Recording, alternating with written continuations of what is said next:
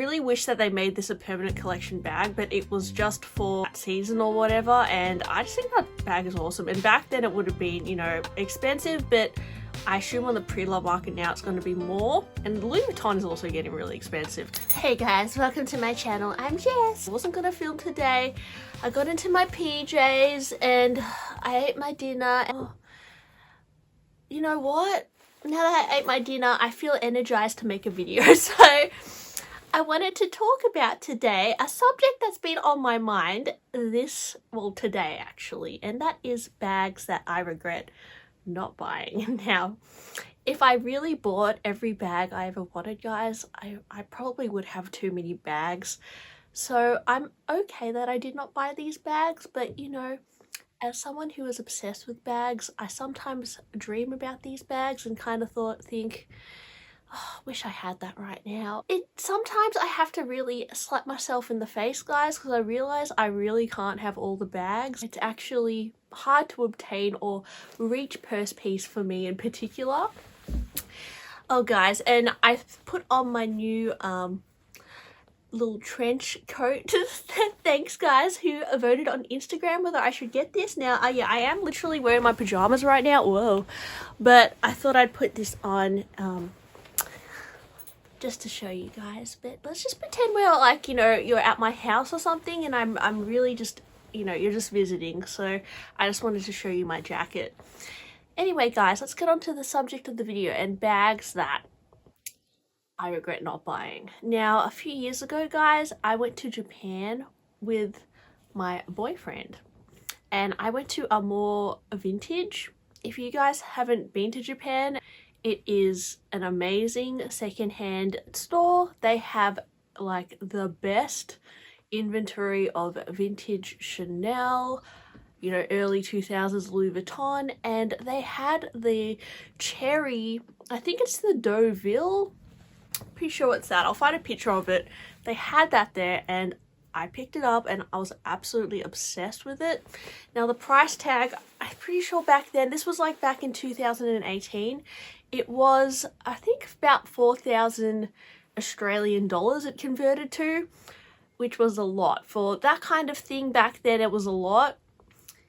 Because I remember the Takashi Murakami, the multicolor in 2018, it wasn't as inflated as it is now.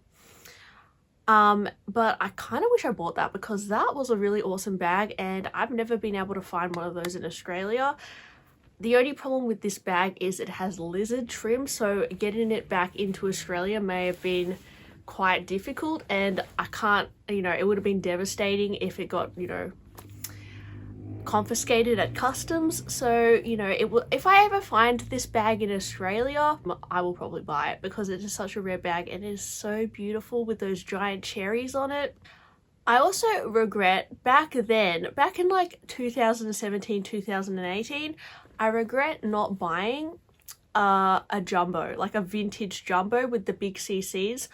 I remember back then you could really find Chanel for really good deals, and those vintage jumbos were like a few $1,000s at most. You could find them for really good deals. They were really not in fashion at all. Like jumbo bags haven't been in fashion for the last 4-5 years or so. Now they kind of, I feel like they're coming back a little bit. So I feel like if you do want to get a jumbo pre-loved, get it now because I feel like they're going to go up again, especially with the Chanel price increases.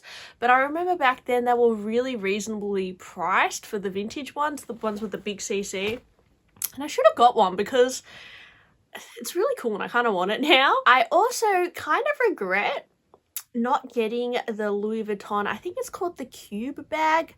I remember seeing this on the runway and thinking it was awesome.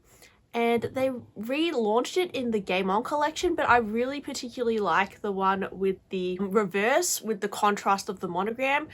I really wish that they made this a permanent collection bag, but it was just for that season or whatever. And I just think that bag is awesome. And back then it would have been, you know, expensive, but I assume on the pre-love market now it's going to be more. And Louis Vuitton is also getting really expensive compared to back then. So yeah, I would have loved to have got that bag. That is a really unique and cool bag.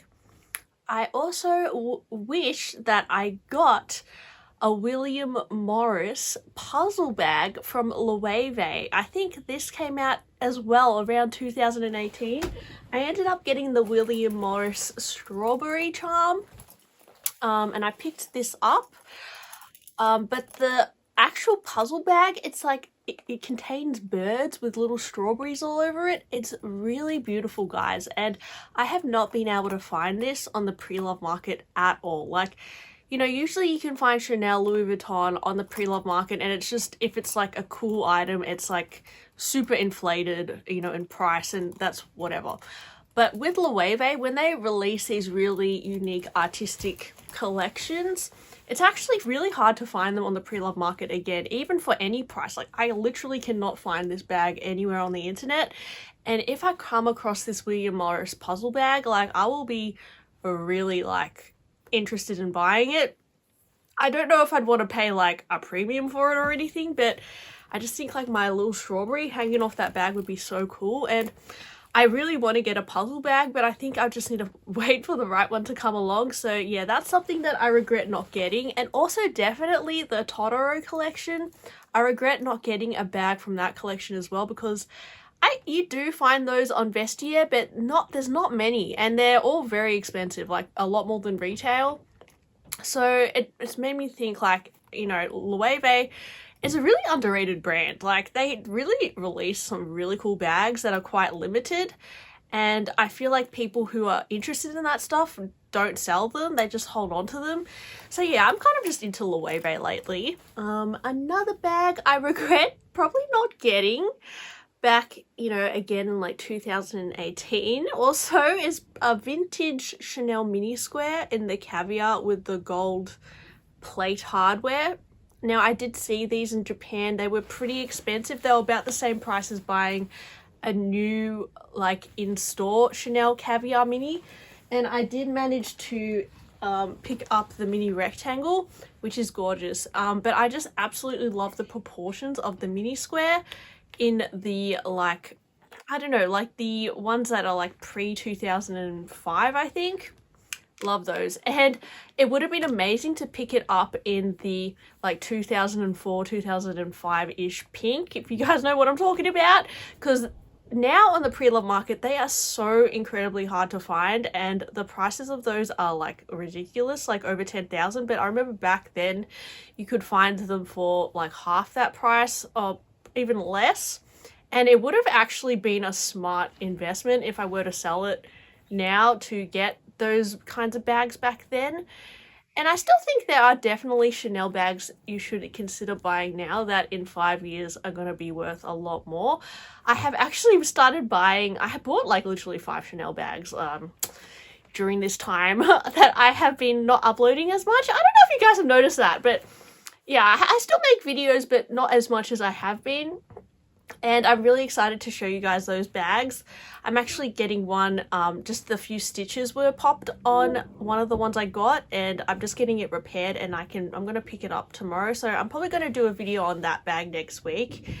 Yeah. I think that's about it for the bags. Not many I super regret not buying, but those ones in particular really stick out to me as ones that would have been really cool to have. But you know, guys, I mean, if I did have those, I would probably feel the same. I would still have a million, you know, I have like, you know, over, I think at this point I have like over 24 bags, which is like too many bags for one to use. But at this point I consider myself a little bit of a collector, and I'm okay with that. So guys, let me know what are bags that you regret not buying. I would love to know, and thanks for watching my video, and please like and subscribe if you enjoy my channel, and I'll see you next time. Bye!